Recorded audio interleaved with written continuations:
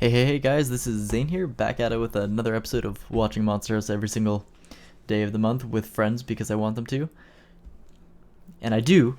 I do have for sure someone lined up for another episode either tomorrow or soon. So, bada bing, bada boom. I'm not doing this all by myself all the way through. That actually rhymed a little bit, and I'm happy for that. So, anyways, today is a little bit of a weird. I mean, all things all things considered, it's not actually all that weird compared to other things that I talked about. But I actually wrote a mild, small essay type situation going over the all 12 steps of the hero's journey and applying them to this movie, which feels like something really weird to do because I wrote like an essay type thing about a movie and it wasn't for marks or anything like that. And it kind of blows my mind that I'd actually even do something like this. And I'm sitting here wondering why at like 1 a.m. I'm sitting here writing up an essay, not school related. And I'm wondering what I'm doing with my life. But you know what? I'm having fun. And having to do a video essay on, well, not a video essay, sorry. Having to do a entire essay already on the hero's journey and its effect in a specific movie was actually really fun to do. I did it for Die Hard, which was a really, really, really easy assignment to actually do. And I thought, hey, do you know what? And I did good on it, so I might as well see if I can give it a good shot with doing it for this. Because as silly as it is, this movie actually follows the entire hero's journey thing pretty much to a T, and basically in chronological order for every single one of the 12 steps, which I didn't expect. I'm like, oh, there's no way I could do this. It's gonna be so stupid. I've seen people do hero's journey assignments based around Space Jam and stuff like that. I'm like, okay, well, those maybe can work for that, but there's no way it could possibly work for this. But here I am, a full-on, I think it's almost like 1,000 words on a Word doc right over here to the side. And, yep, I'm going to do it. But, of course, before I get right into it, daily talking points of just side random stuff. So, today is May 2nd. I did watch a Godzilla movie, but I did not do a thing for it.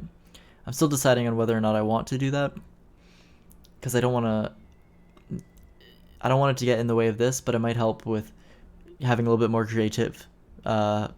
creativity and freedom for trying to come up with new ideas to do stuff with this. And I mean, it might also be fun to be able to relate this movie to certain other movies regarding, I guess this counts, does this count as a monster movie? I think loosely you probably could consider it that. And I mean, I'm not going to not say that it's a monster movie because it counts. It has it in the title. But yeah, trying to come up with new ideas for new creative ways to discuss the movie without just rehashing the same stuff, as I'm pretty sure I said about 90% of all these days, is difficulty in not rehashing the stuff. Because I'm like, man, I could review this movie and go over the synopsis of the movie every single day and then be like, yep, this movie still gets this rating at the end of the day after watching it. And I mean, I could.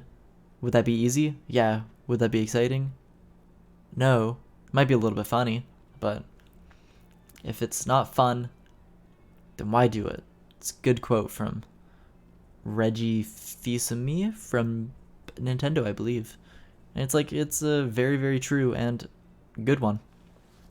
So, I guess, was there anything else that I wanted to discuss while going over this?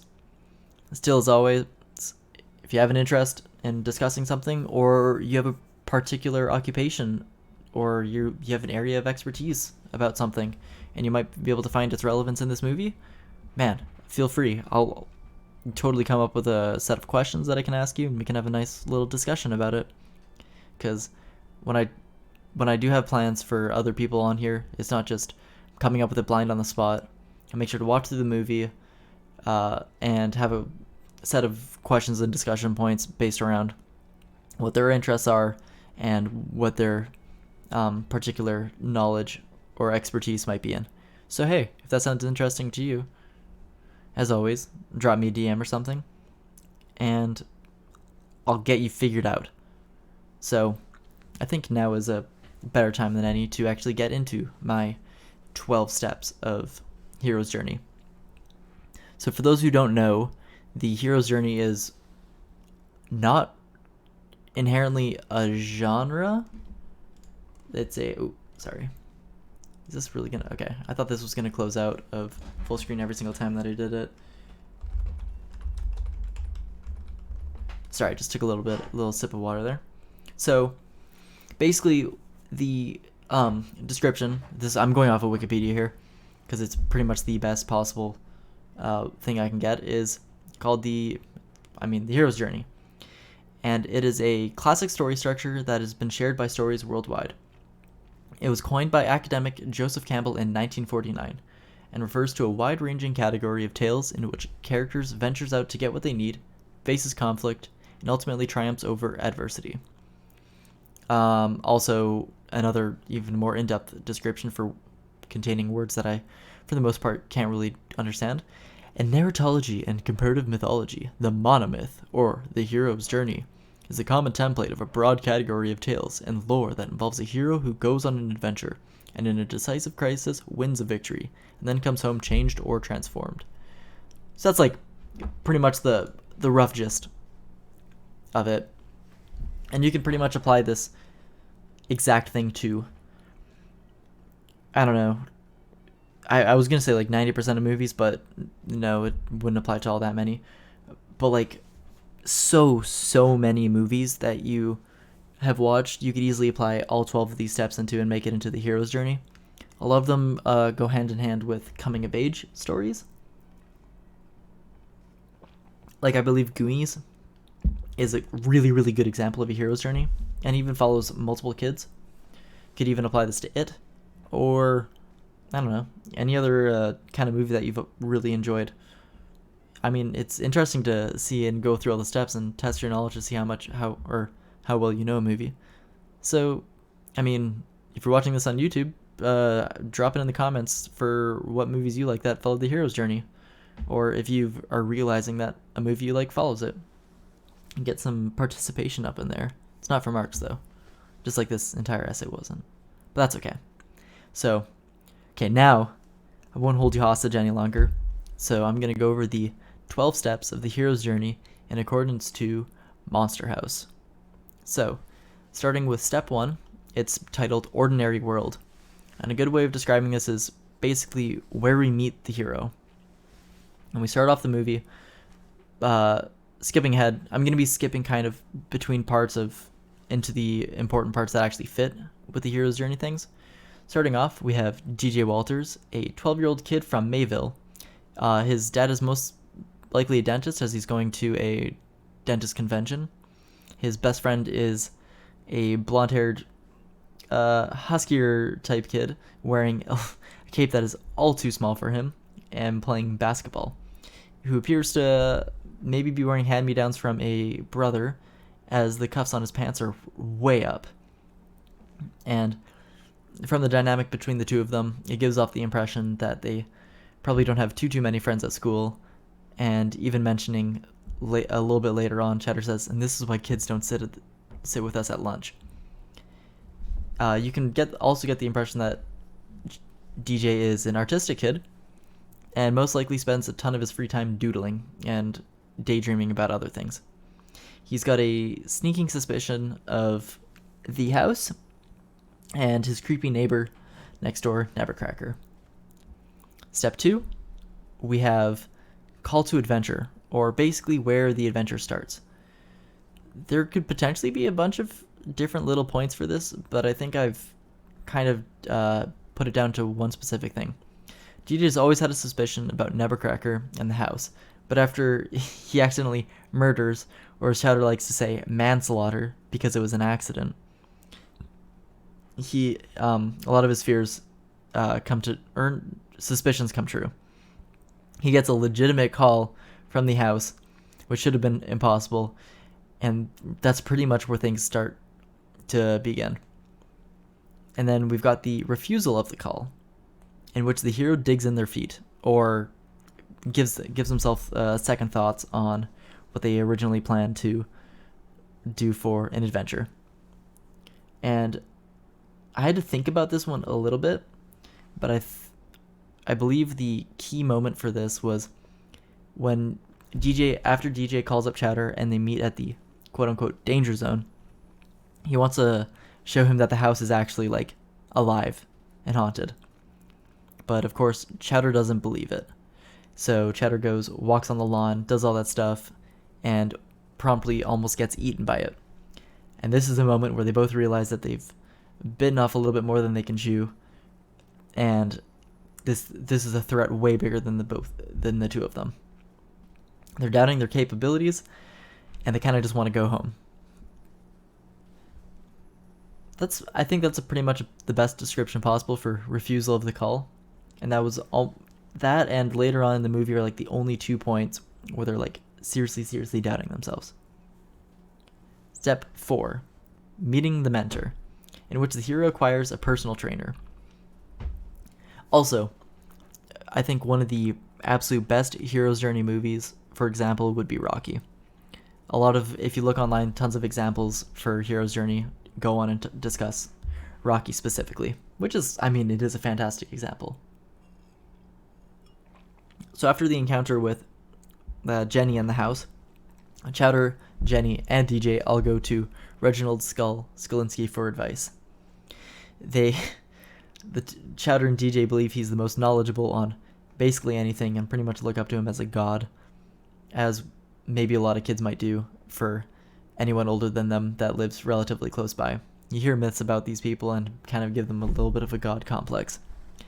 He once spent multiple days playing Thou Art Dead wearing just an oversized adult diaper, and I think, I can't even remember the rest. But either way, he's basically a local legend to them. So they go and talk to him. He mentions Domus Mactipolis and them having to strike at the heart. Although the mentor only comes up about once. But maybe that's the best reason to have a mentor, because he sets them off on their own way without giving them too much. Number 5, in which the hero crossing the first threshold, in which the hero enters the world in earnest, ready and committed to the journey. So with their newfound enlightenment from Skull, if you can call it that, Jenny, DJ, and Chowder are completely prepping for their attack. They've got everything all planned out. They've got the map of the house drawn out roughly in crayon. They've got water guns at the ready, vacuum cleaner dummy, fully prepared and ready for his journey, even with a little pep talk given to him. They're completely ready to go attack the house after putting it to sleep. If this all works out, then basically the movies or their entire deed is done after this. Then we got step 6, tests in which the allies and enemies are tested. So a good description, in which the hero faces a new challenge and gets a squad. This could be also present a little bit earlier in the movie, actually in multiple spots. I mentioned here that I don't really know chronologically if a lot of movies specifically have this as step 6, or if it like pops in and out through a bunch of different parts, or maybe there's supposed to only be one defining moment of testing allies and enemies. So, for example, this could be after the encounter with the house at the end of the movie, where Nevercracker becomes friends with them all of a sudden, and that's a little test between allies and enemies. It could even be with Z coming in, Bones coming in also, and harassing DJ, or even when the house attacks Jenny in the first place, and that's really where the squad fully comes together. It's hard to say, but I mostly wrote in chronological order with all of this. Just as the house is about to eat poor vacuum cleaner dummy, a literal squad shows up, meaning like the squad car and the cops. This is basically a giant break between them and the house, and their entire plans fall apart. And this tests on whether or not they can proceed. They're pretty much about to be arrested, and it looks like it's a grim fate for all of them. And this is like one of their biggest tests yet. But for all I know, this could even have gone a little bit later on too. But I'm keeping things in order here. Number 7. Approach to the Inmost cave, in which the hero gets closer to their goal. This one's also a little bit difficult to to find a specific spot, but I think one of the best parts for this is just after the kids are like eaten by the house or have been tried to get like devoured by it. So they're stuck inside, they're trying to rethink all of their plans, and they're really, really close to the heart at this point. They did manage to get inside the house, even though it's still alive. But since they're inside the house and it is awake, they're faced with a bunch of other smaller challenges that they weren't quite ready for. Now, step 8, the ordeal, in which the hero faces his biggest test thus far. This also is really hard to place, but I think one of the key moments for this is just after DJ trips and falls forward onto the dead body of Constance, because everything sort of seems to fall apart from there, and even the body quite literally did. So immediately after that happens, Jenny and Chowder are both whisked away by killer slinkies and some deranged pipes, and DJ has to make the trek all the way up the stairs back into the foyer to see if he can rescue his friends in time. This is pretty much the first time in the movie where DJ is totally alone and having to deal with the house just by himself. Because before, in the first encounter with the house, Chowder and DJ were together, or DJ and Chowder were trying to help Jenny, but this is the first time that DJ is truly alone and has to try and brave his way by himself. Now, step 9, reward, or seizing the sword, in which the hero sees the light at the end of the journey. I think this one's also a little bit, like the last couple of these are a little bit difficult to place, because near the end of the movie, things kind of the movie ramps up really fast and has very little time for actual development to happen. But I think a good example for this would be after Jenny grabs the uvula and the kids are vomited out of the house, they seem to be pretty much home free. The house is not dead, but they might be able to reforge plans, except for the fact that they have a few quarrels between them, like the kids, and they might be totally done and never want to do this ever again. Chowder seems to be out of it. They're making their ways, and Chowder wants to make his own pretzel sandwich, and then here's where Nevercracker comes in. It's hard to say that this is quite where they see the light at the end of the journey, but this is one of the biggest stops and could be an ending point for their journey. They didn't quite get what they wanted, but they all made it out safe. So it's an okay one, but it could also have been placed a little bit later and maybe skewed in the order. Number 10, the road back, in which the light at the end of the tunnel might be further back than expected. This one's easy. So this happens directly, and I think this is why the reward is in a good spot, is because this happens directly after the reward happens. So after Nevercracker seemingly returns from the dead, he realizes now that the kids know everything about that's happened with the house.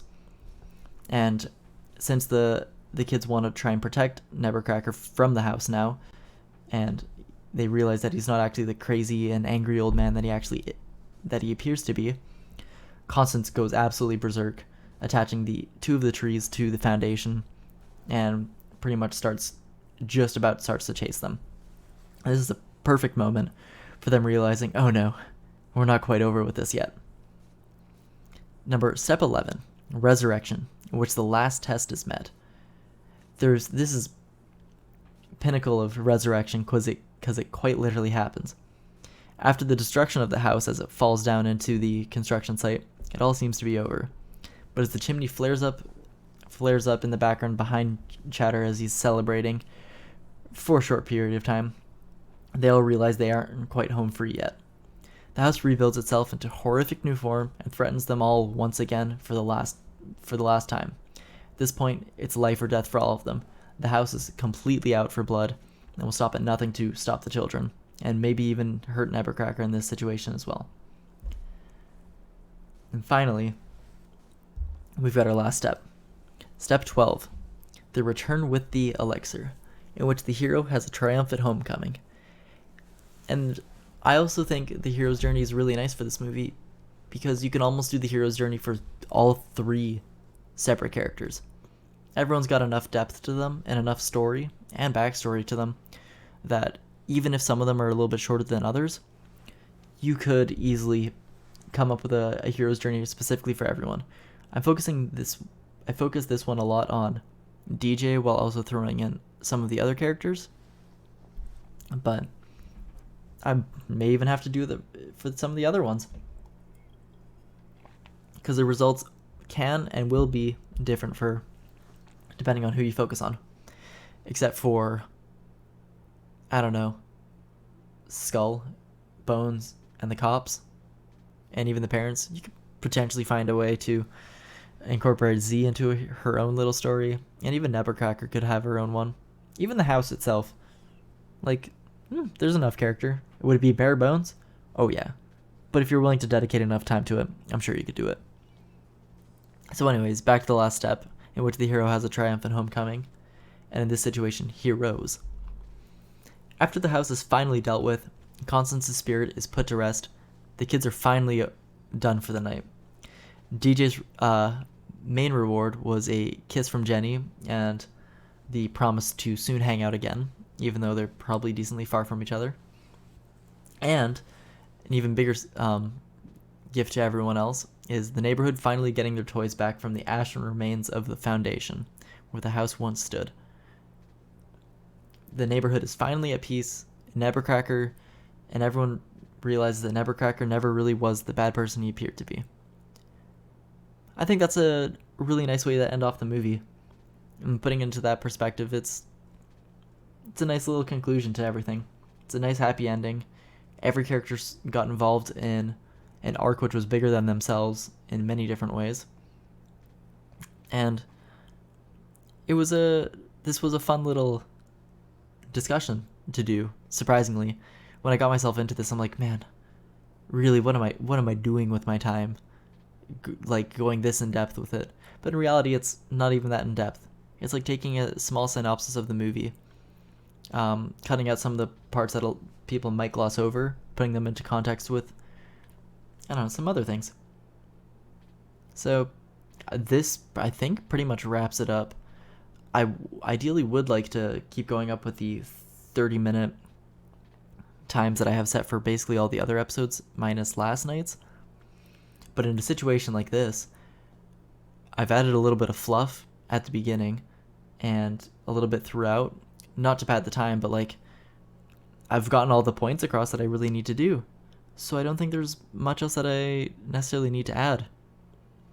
So I think this is pretty much a good stopping point. It's not like I'm ending this at 15 minutes. We're getting to about 22, 23 minutes right now. So I think I've managed to say everything that I need to say. So, as per always, thank you so much for listening if you've even made it this far. If you have any, of course, like I mentioned earlier, if you have any movies that you think follow the hero's journey that you personally really like, I'd love to hear about them. If you're watching on YouTube, post them in the comments, but otherwise, shoot me a DM or something. I don't know, it's nice to hear from you guys. And it gets really, really lonely sitting in my house all day with not a whole lot of exciting things going on because I can't really have a whole lot going on. But hope you're all having a happy, healthy, and safe experience throughout this world event. And you'll be hearing from me tomorrow for maybe something not quite as exciting as this, but something nonetheless. If there's anything constant for the next little while, it'll hopefully be this. Hope you guys have a good one. See ya.